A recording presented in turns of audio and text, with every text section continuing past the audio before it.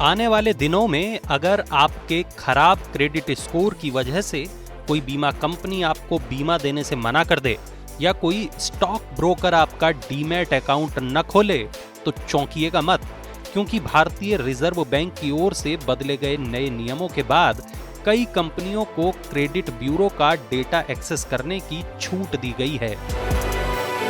नए नियमों का फायदा उन फिनटेक कंपनियों को भी होगा जिनके पास एनबीएफसी लाइसेंस नहीं है और कर्ज देने के लिए उन्होंने बैंकों के साथ करार किया हुआ है।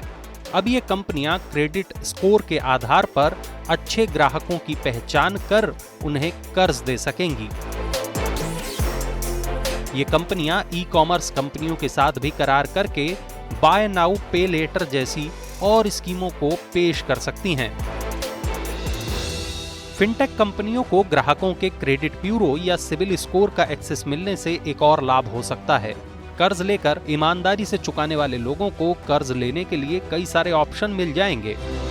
कर्ज देने के लिए प्रतिस्पर्धा बढ़ेगी तो अच्छा सिविल स्कोर रखने वाले ग्राहकों को कई ऑफर भी मिल सकते हैं, या हो सकता है कर्ज ही सस्ता मिल जाए। फिनटेक कंपनियों को भी इस व्यवस्था का फायदा होगा।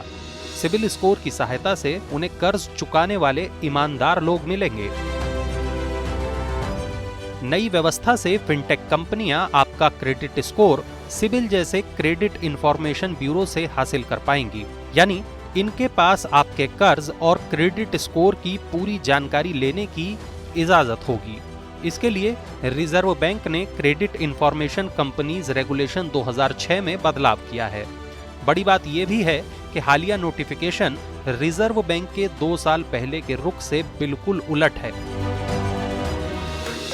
2 साल पहले आरबीआई ने कहा था कि क्रेडिट इंफॉर्मेशन को सीधे तौर पर फिनटेक कंपनियों को साझा नहीं किया जा सकता है। तब आरबीआई ने कहा था कि बैंक फिनटेक फर्मों को एजेंट के तौर पर नियुक्त कर रहे हैं, जो नियमों के खिलाफ है। ये भी संभावना है कि इससे धोखाधड़ी के मामलों पर लगाम लगेगी। हालांकि इस बार रिजर्व बैंक ने फिनटेक कंपनियों के लिए कुछ शर्तें तय कर दी हैं। रिजर्व बैंक ने भले ही फिनटेक कंपनियों को बड़ी छूट दी है, लेकिन उसने ये भी पुख्ता करने की कोशिश की है कि आम लोगों के हित सुरक्षित रहें। पहली बात तो यह है कि क्रेडिट इंफॉर्मेशन हासिल करने के लिए कंपनी की नेटवर्थ 2 करोड़ रुपए से ज्यादा होनी चाहिए, तभी ये कंपनियां बैंक और दूसरी फाइनेंस कंपनियों को क्रेडिट इंफॉर्मेशन प्रोसेस करने में मदद दे पाएंगी। एक बड़ी शर्त यह भी रखी गई है कि इन फिनटेक के पास CISA यानी cyber security and infrastructure security agency से सर्टिफाइड ऑडिटर का सर्टिफिकेशन होना चाहिए, जो ये बताता हो कि कंपनी के पास एक पुख्ता और सुरक्षित इंफॉर्मेशन टेक्नोलॉजी सिस्टम है। यानी फिनटेक कंपनियों के पास जा रही एक आम शख्स की जानकारियां पूरी तरह से सुरक्षित रहें, इसका इंतजाम किया गया है। फिलहाल देश में 4 क्रेडिट इंफॉर्मेशन ब्यूरो काम कर रहे हैं। ये हैं ट्रांस यूनियन सिबिल, इक्विफ्लेक्स, एक्सपीरियन और CRIF मार्क। आरबीआई का ये कदम ऐसे वक्त पर खासा अहम है जब डिजिटल लेंडिंग एप्स के कामकाज के तौर तरीकों को लेकर लगातार शिकायतें आ रही हैं।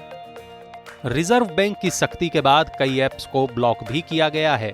हालांकि आम लोगों को कर्ज चुकाने के नाम पर अभी भी परेशान किया जा रहा है। उम्मीद है कि रिजर्व बैंक भारत में इस सेक्टर के रेगुलेशंस को और मजबूत बनाएगा ताकि ग्राहकों के हित भी सुरक्षित रहें और ये सेक्टर भी ज्यादा बेहतर तरीके से काम कर पाए। इससे धोखाधड़ी के मामलों पर भी लगाम लगेगी।